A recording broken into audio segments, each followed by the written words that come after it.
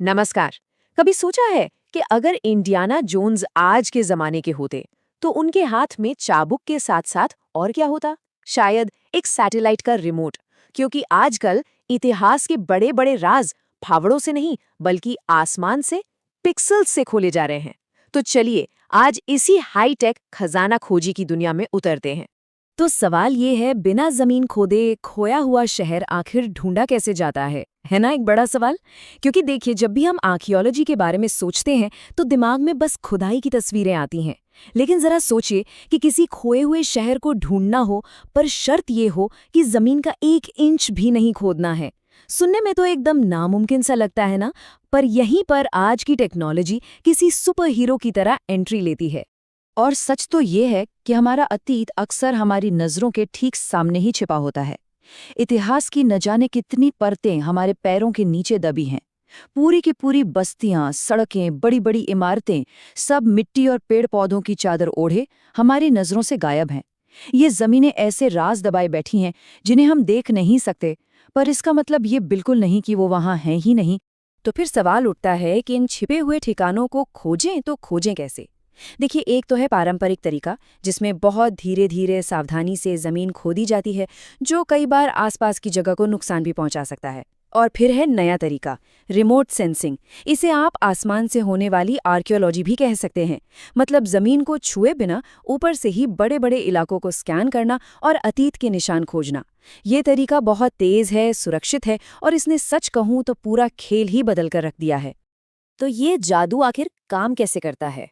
ये सब कुछ टिका है उस चीज को देखने की काबिलियत पर, जो हमारी आंखों को दिखाई ही नहीं देती।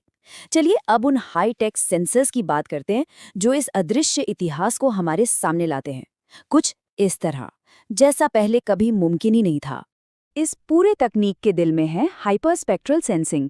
इसे आप एक आर्कियोलॉजिकल सुपर पावर ही समझ लीजिए।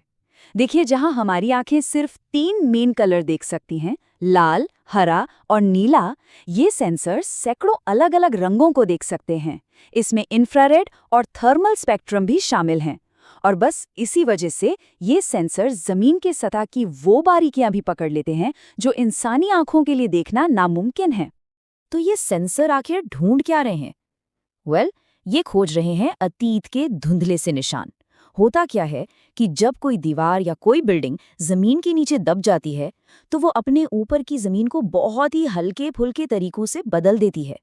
जैसे वो मिट्टी में नमी के लेवल को बदल सकती है, या फिर उसके ऊपर उगने वाले पौधों की सेहत में थोड़ा सा फर्क ला सकती है, या उस जगह के गर्म और ठंडा होने की रफ्तार को भी बदल सकती है। बस यही है वो छोटे छोटे अदृश्य सुराग, जिन्हें ये हाईटेक सेंसर पकड़ लेते हैं। चलिए अब इस थ्योरी को छोड़ते हैं और इस टेक्नोलॉजी को एक्शन में देखते हैं। इसके लिए हम चल रहे हैं इटली के सिसिली, जहां रिसर्चर्स की एक टीम ने एक बहुत ही मशहूर रोमन विला के आसपास छिपी इमारतों को खोजने के लिए एक हाईटेक मिशन लॉन्च किया। ये है वो इलाका, विला रोमाना डेल कासाले के आसपास। ये विला अपने लाजवाब मोज़ेक के लिए पूरी दुनिया में जाना जाता है। लेकिन आर्कियोलॉजिस्ट को हमेशा से एक शक था कि ये शानदार विला असल में एक बहुत बड़े कॉम्प्लेक्स का सिर्फ एक छोटा सा हिस्सा है, और बाकी की इमारतें आसपास के खेतों के नीचे ही कहीं दबी हुई हैं। तो जाहिर है, इन छिपे हुए ढांचों को खोजने के लिए इससे बेहतर जगह और क्या हो सकती थी। इस विला की कहानी भी बड़ी दिलचस्प है। देखिए, 4वीं शताब्दी में जब ये बना तो ये एक बहुत बड़ी जागीर का सेंटर हुआ करता था। लेकिन फिर 12वीं शताब्दी में एक जबरदस्त भूस्खलन ने इसे पूरी तरह से दफना दिया, और फिर सदियों तक ये दुनिया की नजरों से गायब रहा। 1929 में जाकर इसे फिर से खोजा गया। लेकिन इसके बाकी के राज खोलने के लिए साल 2002 में वैज्ञानिकों ने जमीन की जगह आसमान की तरफ देखा। लेकिन एक मिनट, ये सब सिर्फ मशीनों और सैटेलाइट्स का ही खेल नहीं है। जमीन पर जो टीमें काम कर रही हैं, उनका रोल भी बहुत जरूरी है। यहाँ रिसर्चर्स जमीन से डेटा इकट्ठा कर रहे हैं ताकि आसमान में उड़ रहे सेंसर्स को ठीक से कैलिब्रेट किया जा सके। मतलब ये हाईटेक आर्कियोलॉजी और पारंपरिक फील्ड वर्क का एक परफेक्ट कॉम्बिनेशन है। तो ठीक है, हवाई जहाज ने उड़ान भर ली, सेंसर्स ने अपना सारा डेटा भी इकट्ठा कर लिया। पर अब शुरू होता है असली काम। वो काम है इन सारे अदृश्य सुरागों को डिकोड करना और उन्हें एक ऐसे नक्शे में बदलना जो आर्कियोलॉजिस्ट्स को रास्ता दिखा सके। उनकी सबसे मजबूत तकनीकों में से एक थी थर्मल इनर्शिया को मापना, और इसका तरीका जितना आसान है उतना ही शानदार भी। एक हवाई जहाज ने सुबह 9:30 बजे इलाके के ऊपर से उड़ान भरी जब जमीन ठंडी थी। फिर ठीक उसी रास्ते पर दोपहर 12:30 बजे उड़ान भरी जब सूरज अपने पीक पर था। और फिर वैज्ञानिकों ने बस इन दोनों उड़ानों के बीच तापमान में आए फर्क को कंपेयर किया। तो ये थर्मल इनर्शिया आखिर है क्या भला? सिंपल शब्दों में कहें तो ये किसी भी चीज की टेम्परेचर में होने वाले बदलाव को रेजिस्ट करने की ताकत है। एक आसान सा एग्जाम्पल लेते हैं। बीच पर जो रेत होती है वो कितनी जल्दी गर्म हो जाती है ना, उसकी थर्मल इनर्शिया कम है। वहीं समुद्र का पानी गर्म होने में बहुत टाइम लेता है, उसकी थर्मल इनर्शिया ज्यादा है। अब इसे आर्कियोलॉजी से जोड़कर देखिए। जो दबी हुई दीवारें होती हैं वो अपने आसपास की मिट्टी में नमी को रोक लेती हैं और नमी वाली मिट्टी की थर्मल इनर्शिया बदल जाती है।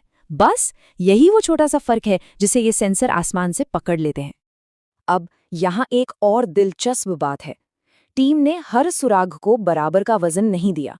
उन्होंने उन पैरामीटर्स को सबसे ज्यादा अहमियत दी जो नमी यानी ह्यूमिडिटी में होने वाले बदलावों को सबसे अच्छे से पकड़ सकते थे। जैसे कि थर्मल कंडक्टिविटी, मतलब गर्मी कितनी आसानी से किसी चीज से गुजर सकती है, उसे सबसे ज्यादा वेटेज दिया गया। क्यों? क्योंकि ये पानी की मौजूदगी से सबसे ज्यादा प्रभावित होती है। और इसके ठीक बाद नंबर आता है थर्मल इनर्शिया का। और ऐसा करने के पीछे की वजह भी एकदम साफ है। जैसा कि रिसर्चर्स कहते हैं, पानी की मौजूदगी का हर चीज पर बहुत बड़ा असर पड़ता है, चाहे वो थर्मल कंडक्टिविटी हो, थर्मल इनर्शिया हो या थर्मल डेविएशन हो। पानी सब कुछ बदल देता है। तो उन पैरामीटर्स पर फोकस करके जो पानी से सबसे ज्यादा प्रभावित होते हैं, रिसर्चर्स असल में दबी हुई इमारतों की वजह से पैदा होने वाली नमी की गड़बड़ियों पर ही एक तरह से जूम इन कर रहे थे। तो इस सारे डेटा को एनालाइज करने के बाद टीम अब अपने आखिरी पड़ाव के लिए तैयार थी। एक ऐसा नक्शा बनाना जो भविष्य की खुदाइयों के लिए रास्ता दिखाएगा। एक असली हाई-टेक खजाने का नक्शा। और यहाँ इस टेक्नोलॉजी की ताकत का एक जीता जागता सबूत हमारे सामने है। एक तरफ है एक नॉर्मल एरियल फोटो जिसमें सब कुछ एकदम सामान्य दिख रहा है, लेकिन दूसरी तरफ जब उसी तस्वीर पर थर्मल डेटा को प्रोसेस किया गया तो अचानक जमीन पर वो आकार और पैटर्न उभर कर आ गए जो पहले पूरी तरह से अदृश्य थे। ये बिल्कुल वैसा ही है जैसे मानो अतीत को देखने के लिए एक एक्सरे चश्मा पहन लिया हो। और ये है फाइनल रिजल्ट, एक तरह का प्रिडिक्शन मैप।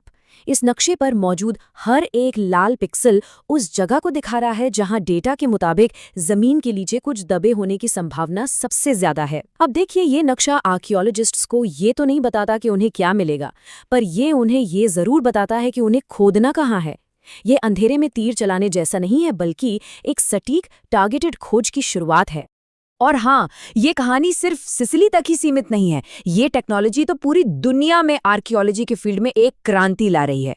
इसी का इस्तेमाल करके ग्वाटेमाला के घने जंगलों के नीचे छिपे माया सभ्यता के रास्ते खोजे गए हैं।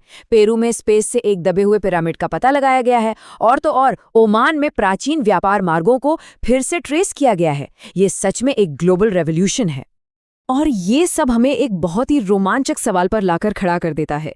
जैसे जैसे टेक्नोलॉजी और बेहतर होती जा रही है और हम अपने प्लैनेट को और भी ज़्यादा बारीकी से देख पा रहे हैं, हमारे अतीत के और कौन-कौन से अनकहे राज हैं जो बस उजागर होने का इंतजार कर रहे हैं, हमारी नज़रों के ठीक सामने, लेकिन हमारे पैरों के ठीक नीचे। इसका जवाब तो शायद आने वाला वक्त ही देगा।